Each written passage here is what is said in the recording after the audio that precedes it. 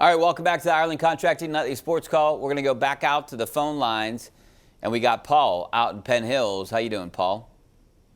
Pretty good, guys. Love the show. Thanks. I don't want to see Ben play because I like to see how good or how bad they play without him. I'll hang up and listen to what you have to say. You know what, Paul? I mean, it's a good point, but they've been pretty bad here the last 5 weeks, right? They won 2 of those games, but they lost 3 straight, and the offense has been horrible outside of maybe, 3 quarters in those 5 games, Chris? It sounds like everyone agrees with you, though. Every tweet that I've gotten, pretty much Ben needs the rest.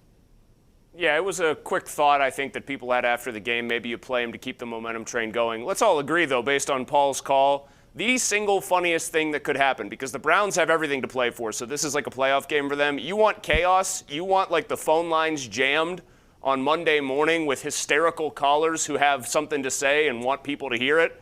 Mason Rudolph goes out and throws for 450 yards and 5 touchdowns against the Browns and looks like the truth, the whole truth, and nothing but the truth. Like he has the Matt Flynn game for the Packers that got Matt Flynn something like $25 million guaranteed because he threw for 500 yards. I guarantee you if that were to happen and he were to beat the Browns and keep them out of the playoffs and look great in doing so, there would be people who would want Mason Rudolph to start in the playoffs for this team. I mean that.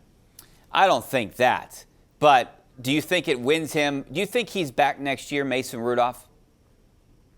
If he has a really good game, yeah. I do think that they're going to be the last people off the ship when it comes to him, right? Because they're the team that took him in the 3rd round. They're the team that said they had a first-round grade on him. We all could be very down on Mason Rudolph based on what we've seen with our eyes, but I think the Steelers, even if they don't believe that he's their quarterback of the future, still want to exhaust every single possibility with him and make sure they have wrung whatever they think is there out of the towel before they discard it and throw it in the hamper and let him walk. So I think if he plays a good game, he absolutely could be back next year, yes. All right, we got time for Pete in Squirrel Hill. How you doing, Pete? Hey, gentlemen, happy New Year to you and your families. I got 2 things, if you don't mind, both for you, Chris.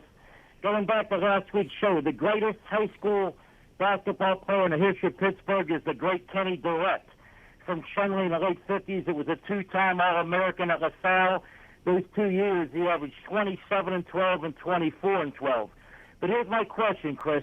How is Bill Cowher in the Hall of Fame and Tom Flores isn't?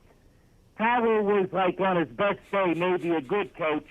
Flores was a great coach, and Cowher stinks in the NFL pregame show. He mispronounces names 3 times every show. Thank you. I actually like Cowher on the pregame shows. I mean, there are cases to be made that the coaching Hall of Fame ranks are really whacked out and they haven't really done a good job. The Hall of Fame has of picking the right guys. I'd hear that argument. What am I, a Tom Flores expert? When did he coach his last game? I was born in 1985. How many Tom Flores games have I seen as a living human being? Have I been alive for, period? I don't know. Why doesn't Pete ask you that, Rich? You're the elder statesman here on this show. Yeah, by a few years. I don't know. Yeah. I mean, here's the thing. If Cowher gets in, Tomlin has to get in, right? No, don't say that in Pittsburgh. Every Facebook commenter in the world will tell you how he's failed them over the years. Trust me. He did it with Cowher's players, didn't you know? All right, Chris, hey, appreciate it. Love you being on the show with you.